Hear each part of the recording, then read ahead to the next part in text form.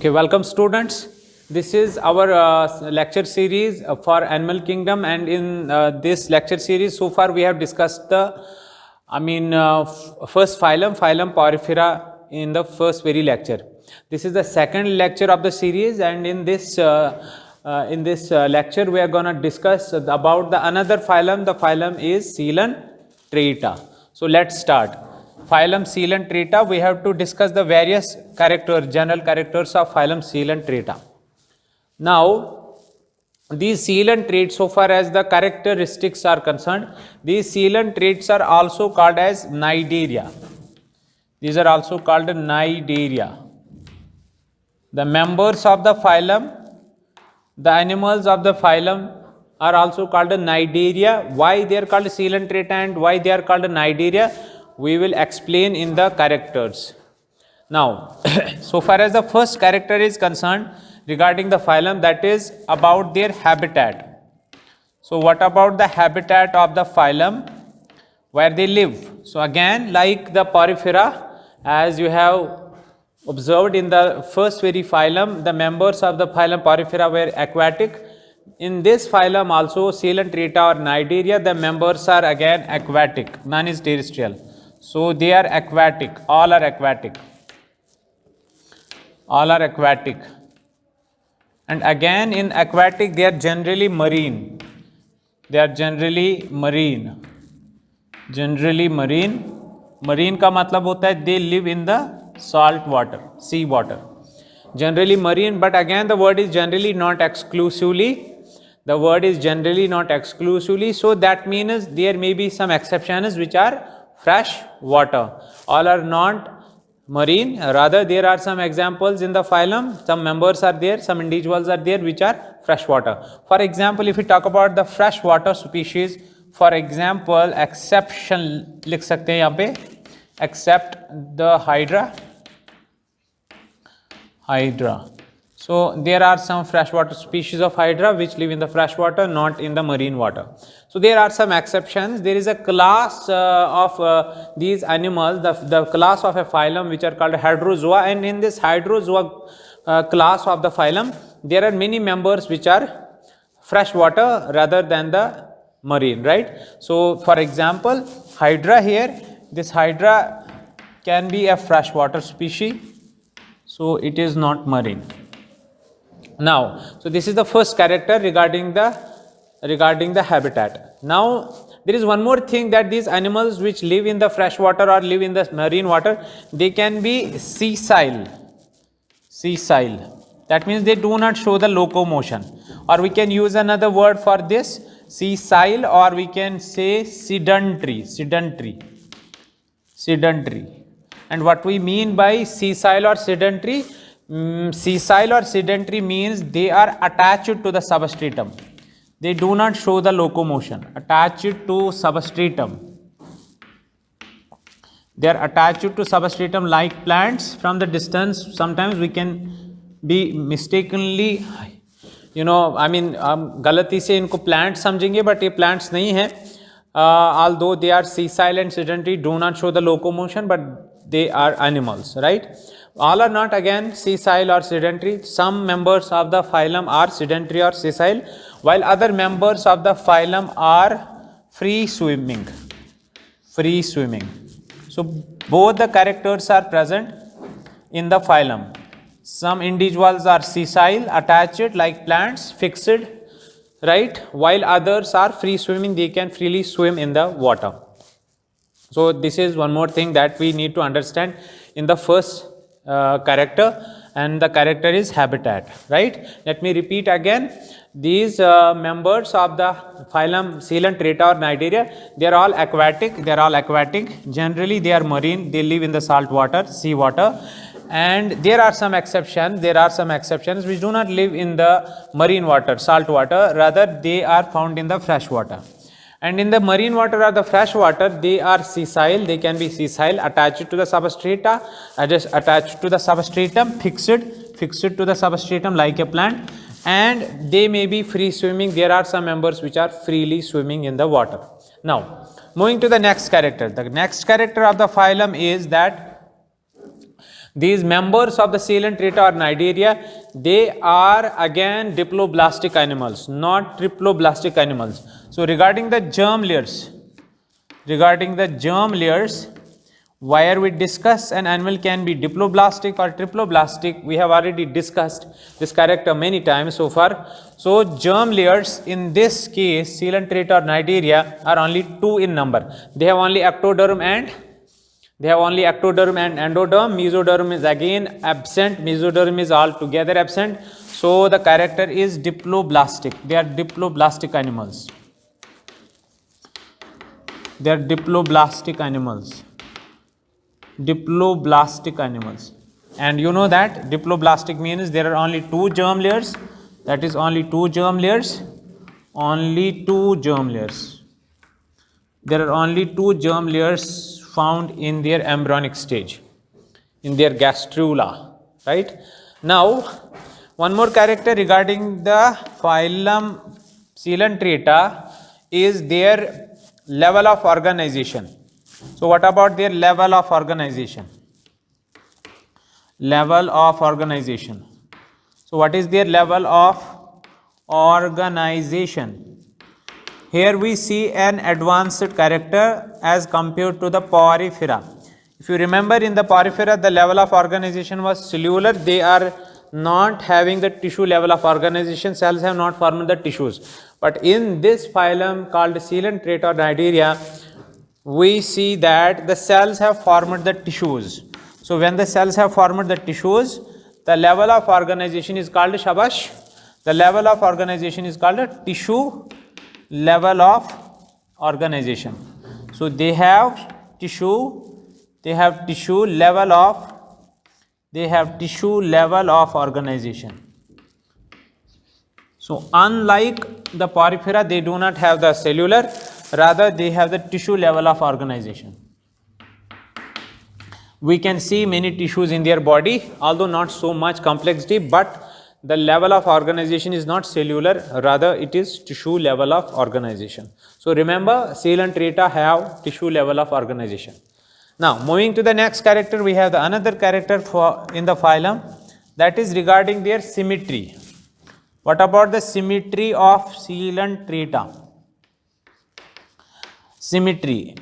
This character was also discussed in the previous phylum, but interestingly, the phylum Porifera are asymmetrical. The members of the phylum Porifera are asymmetrical. They do not have any symmetry. Here in case of Coelenterata, in case of Cnidaria, the animals have symmetry. They are symmetrical animals. And the type of symmetry that is found in the Coelenterata is called radial symmetry. So they have, you remember, they have radial symmetry. They have a type of symmetry called radial symmetry, where an animal can be divided into 2 equal halves in any plane that is passing through the center. So the animal is having radial symmetry, where the body is divided into 2 equal halves in any plane. That can be longitudinal, that can be transverse, or any other plane which is passing through the center. So the type of symmetry is called a radial symmetry. So remember, these Coelenterata or Cnidaria, unlike the Porifera, are not asymmetrical, rather they are radially symmetrical animals. And the type of symmetry present in the Coelenterata or Cnidaria is radial symmetry, right? So far we have discussed 4 characters regarding this phylum. Let me go again for the repetition so that you can write and understand each and everything. So first character regarding the habitat, they are aquatic, generally marine, but there are some exceptions in the phylum as well. And the exception, for example, Hydra, they are sessile, sedentary. Sessile or sedentary means they are attached to the substratum, they are fixed one place. But there are other members in the phylum which are free swimming. So regarding their locomotion, there are 2 characters. They can be sessile or they can be free swimming. Then another character is the germ layers. According to the germ layers, as per the germ layers, they can be diploblastic or triploblastic. But interestingly, these Coelenterata or Cnidaria are not triploblastic. They are diploblastic animals. They have only 2 germ layers in their body. Now the level of organization is again different as compared to the porifera. It's not cellular level of organization, rather there are many tissues in their body, so tissue level of organization is there. One more character is called symmetry.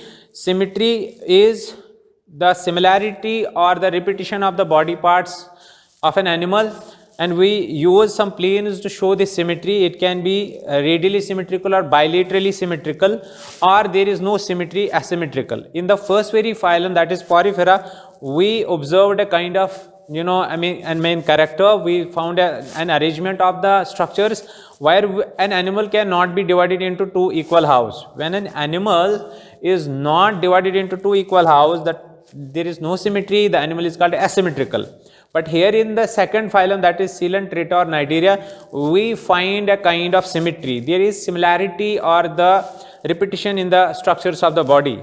And interestingly, the body is divided into two equal halves in any plane that is passing through the center. The type of symmetry is called a radial symmetry. Okay. Now, moving to the next character, that is the fifth character in the phylum. Moving to the next character, that is very interesting character, and the character is why these are called Coelant Treta. Why these animals are called Coelant Treta? Because these animals have a body cavity. So they have a body cavity in their body cavity. Again, this body cavity is not coelom, no, because they don't have mesoderm. So but they have body cavity, and this body cavity in Coelant Treta is called a coelentron. Is called a coelentron. Or this body cavity is also called a what? The body cavity is also called a gastrovascular cavity. It's also called a gastrovascular cavity. Let me write here. It's also called a gastrovascular cavity, GVC, gastrovascular cavity. For example, let's say this is the polyp of the hydra, a form of hydra, right? Hydra like this. These are the tentacles.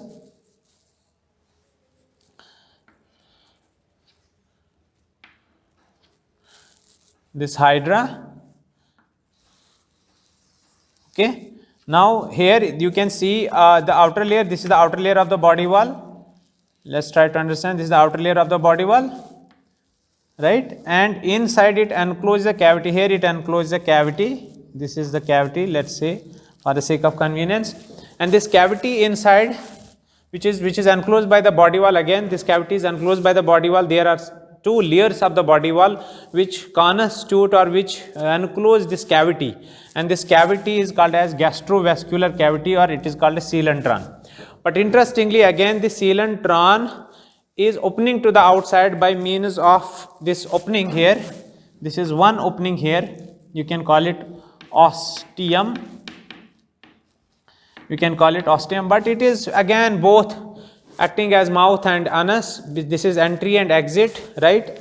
The same opening is acting as anus, and same opening acts as mouth. So again, there is a blind sac body plan in the body, blind sac, because the another end is blind, another end is not open to the outside. One opening for the entry and exit, right? So you can call it mouth as well. Because it acts as a mouth.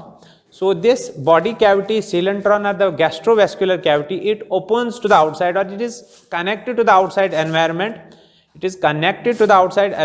By means of this mouth, by means of this ostium. You can call it mouth as well. And this mouth, if you call it mouth, this mouth is present at a superficial region of the body cavity. This superficial region of the body cavity is called as hypostome. I mean below the mouth. This region is hypostome region, the region where the mouth is located, or the opening is located, which acts as a mouth. So the coelentron opens to the outside by means of a mouth-like structure, mouth-like opening, which is present at hypostome. Remember, hypostome, the term is used in the NCERT book, hypostome. Remember, hypo means blow, stome means mouth. Stome means mouth. So just make it clear again, hypostome is not the mouth, hypostome is the region where the mouth can be present, and the cavity in which it opens is lying inside the body, and it is enclosed by the two layers of the body wall. You can see this is enclosed by the two layers of body wall, an outer layer and inner layer, right? There may be some undifferentiated cells here in between the two layers, but overall this is the body wall, the two layered body wall, outer and inner, and this body wall encloses a cavity that's known as coelentron. And this is the characteristic feature of all the members of the phylum, that they have a body cavity which is not coelom. Again, no, they are not coelomates or pseudocoelomates. Rather, the body cavity is enclosed by the body wall, right, which is called as coelentron or gastrovascular cavity. And that because of this character of the coelentron, because of the presence of the coelentron, they are called coelenterata. Means these are the animals which have coelentron, which have gastrovascular cavity. Remember again why they are called coelenterata, because of the presence of this body cavity called coelentron or gastrovascular cavity. Gastrovascular cavity. Now the another character is why they are called cnidaria. Their another name is cnidaria. One more name that we use for coelenterata is cnidaria, but we have to understand why they are called cnidaria. They are called cnidaria because there are some specialized cells on their body. On their body there are some specialized cells. There are some specialized cells on their body. Specialized cells on their body. And these specialized cells are present on the outer layer, that is epidermis, and overall, or they are present on these tentacles. These are the tentacles, appendages. Tentacles. On these tentacles and overall body, outer body, there are some specialized cells. And on these tentacles and overall body, these specialized cells are called as cnidoblasts. They are called cnidoblasts, or they are called nematoblasts. Nematoblasts. Or simply these nematoblasts are cnidoblasts. These cnidoblasts are nematoblasts. These are simply called as sitting cells. Sting cells. So these are called as sitting cells. Nematoblasts or cnidoblasts.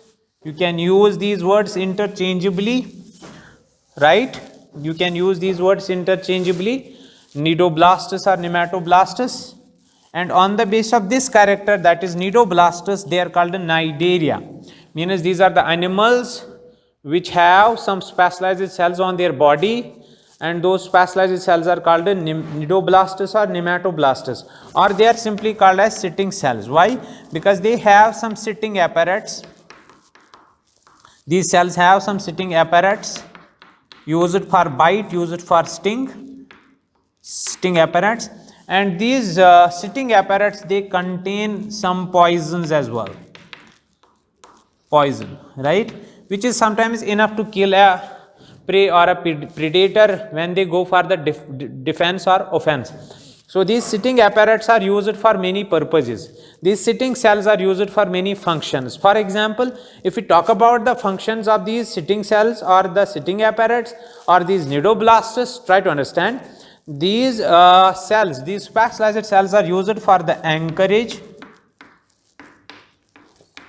These are used for the anchorage to stick to any, any structure, so that they can adhere to some substratum. So they are used for the anchorage, and these are also used for the food capturing. These are also used for the food capturing.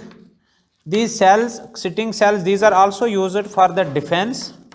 They are also used for the defense.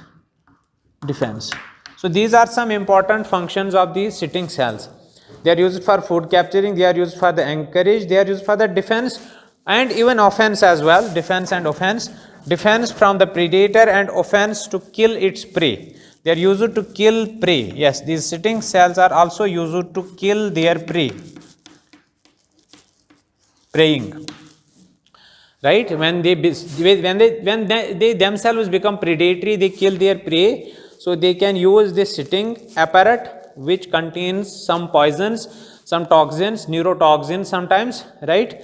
And the neurotoxins are used to kill their prey or predator at the time of defense or at the time of offense. So please try to understand, this is one of the peculiar character of the phylum Coelenterata or Cnidaria, that on their body there are some specialized cells called as cnidoblastis or nematoblastis, which are also called as sitting cells, and these cells have some apparatus called sitting apparatus, and overall this character is used for some important functions, and the important functions of these sitting cells are anchorage, food capturing, defense, offense, killing their prey simply, right? Now moving to the next character, this is one more character. Moving to the another character of the phylum, general character. In the phylum there is a character that is called skeleton. That is called a skeleton. Skeleton. So the body obviously have some kind of shape, they have symmetry, they have shape as well. Now the question is, which structures or which things are there which support the body, which provide the mechanical framework and support to the body.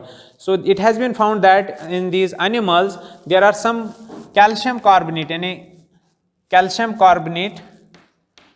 or we can say calcareous, not spicules, calcareous plates, not spicules. Spicules is the characteristic feature of porifera, calcareous plates. Or we can say simply this skeleton is made up of calcium carbonate. For example, if we talk about NCERT has mentioned a term that this calcareous or calcium carbonate skeleton is generally found in the corals. Some coelentrates are called corals, which helps in the formation of coral reefs. In these corals helps in the formation of coral reefs. You might have heard about the coral reefs in geography lessons. Coral reefs are the highly diversified regions on the planet where we see in the ocean or in a sea, right, a mass of land, but that's not the mass of land or any portion of the land which is surrounded by the water. Rather, that is called coral reef. That coral reef is the deposition of the skeleton of these animals called corals. Corals belong to the Coelenterata.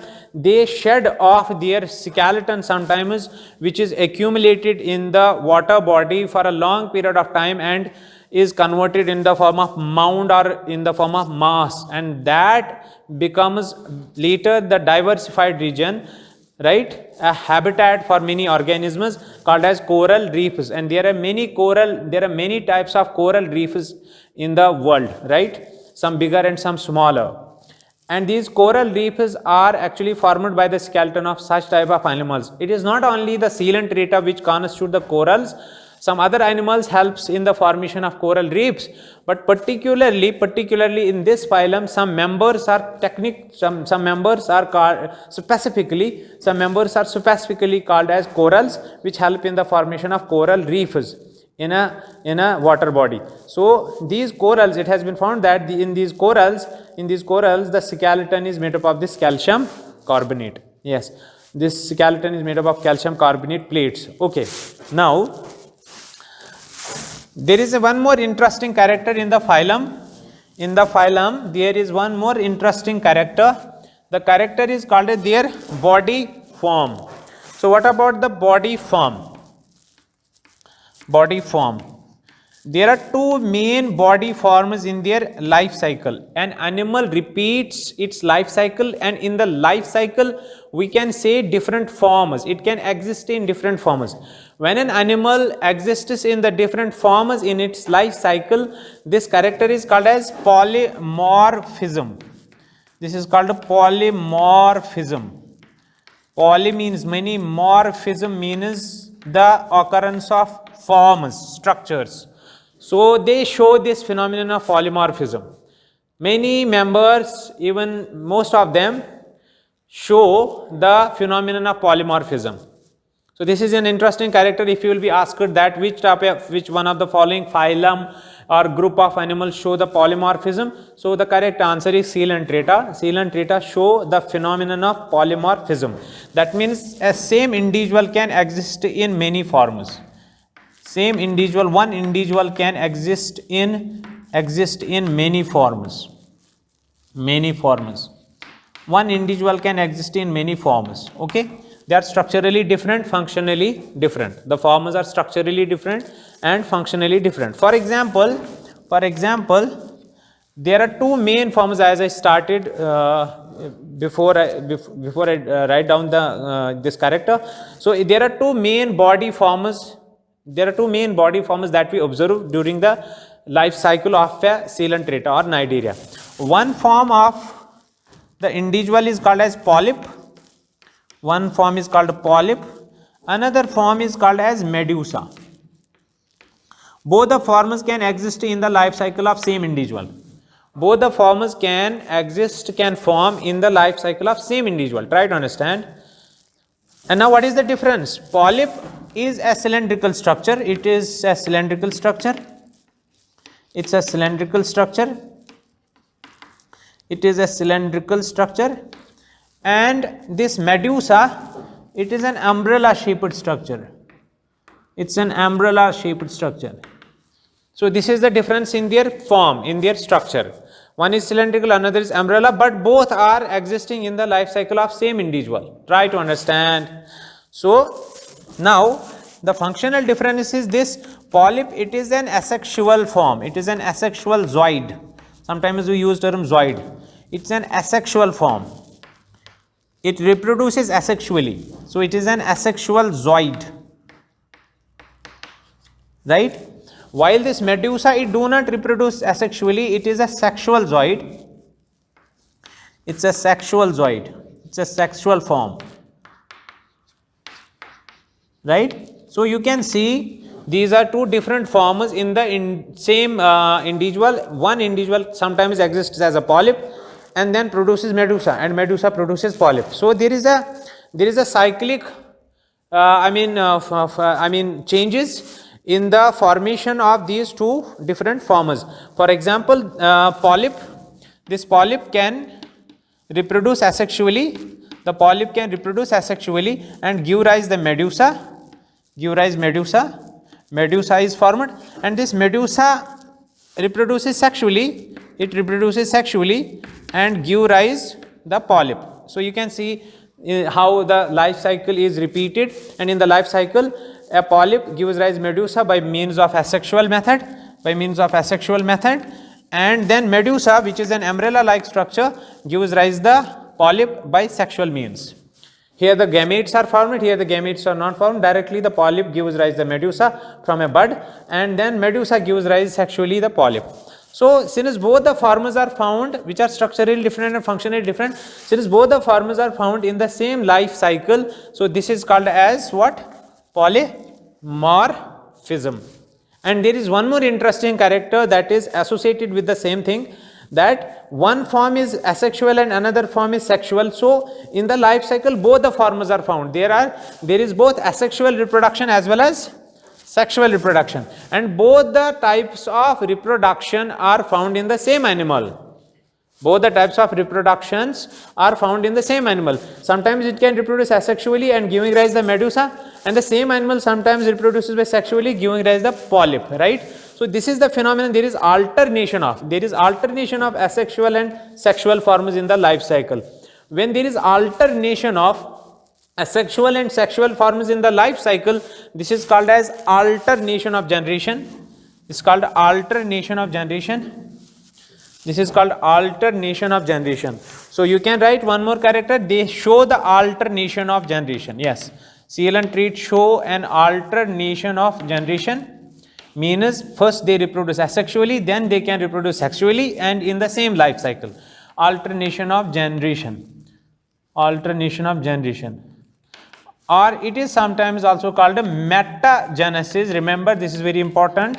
sometimes asked to you in the NEET exams, metagenesis.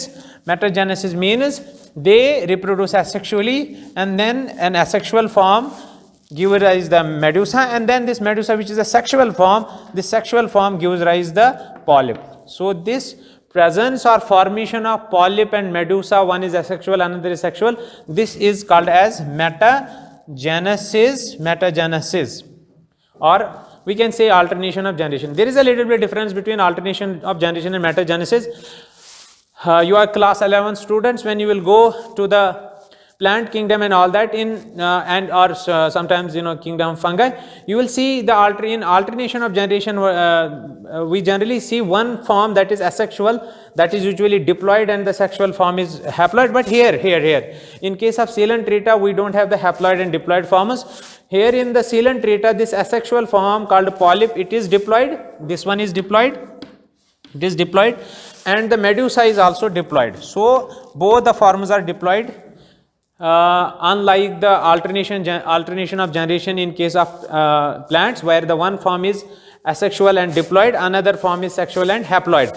Here both the forms are diploid. That is why instead of alternation of generation, generally we use this term in case of Coelenterata, that is metagenesis. That means there are two different forms, one is polyp and medusa, but both the forms are diploid, they are not haploid. None of them is haploid, which is generally the case in alternation of generation. In alternation of generation, that you will see in some organisms, one form is haploid, another form is diploid. But please try to understand, in case of Coelenterata or Cnidaria, both the forms, that is polyp and medusa, are diploid. This one is diploid, 2n number of chromosomes, and this one is diploid, 2n number of chromosomes. However, we have to understand, this one is asexual form, that is polyp, and this one is medusa form, that is what? Sexual form, right?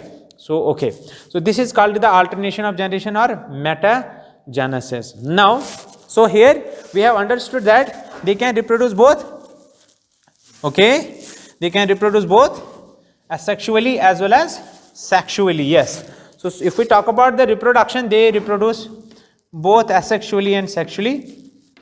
They reproduce asexually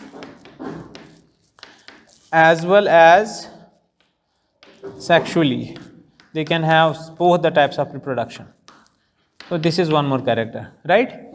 Now one more character that I should have discussed before this one, that is regarding the digestion. If we talk about the digestion, that is again both in nature. Their digestion is both intracellular as well as extracellular.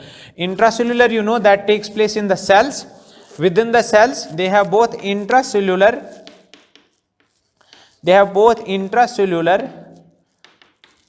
as well as extracellular digestion. This is one more character mentioned in your book, and it is very easy to understand. There is no confusion at all. Intracellular means within the cells, there are some cells in the body wall, there are cells in the body which directly engulf the food molecules which enter the body through this opening. You can see the opening, one opening which acts as a mouth at the hypostome region. So many food molecules enter the body and they are engulfed by the cells, and the cells perform their digestion within the cytoplasm. But some enzymes are directly secreted in this gastrovascular cavity. That is why it is called a gastrovascular cavity. It helps in the digestion, it helps in the circulation as well to some extent. So that is why the name gastrovascular cavity. And interestingly, in the gastrovascular cavity, digestion can take place. Digestion can take place in the gastrovascular cavity. Although it is not a gut, although it is not alimentary canal, but the cavity can be used for the process of digestion. So that is why we say extracellular. That means outside the cells. Outside the cells, where? In the gastrovascular cavity. So if you will ask me where this extracellular digestion takes place, my answer will be gastrovascular cavity. So please remember, this is intracellular digestion and this one is extracellular digestion. Both the processes takes place in the Coelenterata. They can have this one, they can have this one, or both. So this is all about the reproduction and the digestion. Lastly, in the characters of coelenterata or cnidaria, we will talk about the development. You know that development can be direct or development can be indirect. If the larva or larvae are found in the life cycle, then it is indirect. If the larva or larvae are not present in the life cycle, then it is direct. But interestingly again, like the porifera, जैसे हमने porifera में भी देखा, like porifera, coelenterata also have the indirect development. They have indirect development. They have indirect development. That means larva can be present. Larva is present in direct development, and they have a larva. A typical larva of the coelenterata is called a larval form is found there, and the larva is called as the larva is known as planula larva. If you can remember, that will be good. Planula larva, planula larva, planula, planula larva is the larval form, one of the larval form. There are many other larvae in the phylum, but this is one of the important, planula larva in coelenterata. So if anybody will ask you, name the typical larval form of the coelenterata, answer is planula larva. Planula larva. Okay. Now, so with this we have almost concluded, we have almost discussed all the characters that are mentioned in our NCERT book regarding this phylum coelenterata or cnidaria, and we have also discussed why these animals and the members of this phylum are called coelenterata, because they have coelentron, and why they are called cnidaria, because they have some specialized cells on their body called cnidoblastus. Moving to the examples, what are the different examples of the phylum? What are the different examples of the phylum? The examples are, number one, you can give examples. You have to remember all the examples because you are asked in your exams, this one belongs to this, which group, which phylum. So remember all these examples. Hydra is an example. There is one more example that's called as Physalia. And this Physalia is having an interesting common name. The Physalia is known as Portuguese man of war. Portuguese man of war. There is a big story behind why it is called as Portuguese man of war. You don't have to go through the story. Just remember the common name, Portuguese man of war. So Physalia is called Portuguese man of war, and you will be sometimes asked which one of the following animal is called Portuguese man of war. Correct answer is this, Physalia. There is one more animal that is known as the animal is known as Aurelia. Aurelia is name of a jellyfish. Remember, all the jellyfishes belong to the phylum coelenterata. Jellyfish, they are not true fishes, they are coelentrates. So jellyfish, this is name of jellyfish. Aurelia is the name of a jellyfish. Okay, there is one more animal that belongs to the phylum coelenterata. The animal is known as Adamsia. And this Adamsia is known as sea anemone. Commonly it is known as sea anemone. It's known as sea anemone. You can see the book if you have the problem to read out the things from the board. So you can see the book, you can use book to see the spellings of these words, right? Aurelia means jellyfish and Adamsia means sea anemone. Okay. Now, there is one more example that you can give. The example is known as Panatula.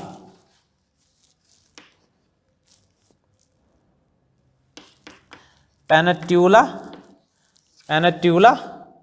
And this Panatula is known as the sea fan. Common name is sea fan. Okay, and there is one more example that you can give here, that's called a Mandrina, MEANDRINA, Mandrina. This is known as brain coral. So these are some examples, and these are enough to remember, so that to recognize that these animals belong to the coelenterata. So what are the examples? Hydra, let me repeat, Hydra. Physalia, which is known as Portuguese man of war. Aurelia is the name of the jellyfish. Adamsia is the name of sea anemone. Panatula is known as sea pen because of its appearance, because of its resemblance with a pen. And Mandrina is the name of the brain coral. It is brain, again shape and resemblance with a brain-like structure, but it's a coral which belongs to the coelant Trita. So with this we have concluded. With this we have concluded the phylum and its different characters. In the next lecture, inshallah, we will go through the one more phylum, that will be Ctenophora. Till then, you just watch this video and try to understand all the characters that I have mentioned in my lecture. Wherever you feel any problem, any query, clarification, do ask and contact with your teacher. We will definitely solve your problems. Thank you.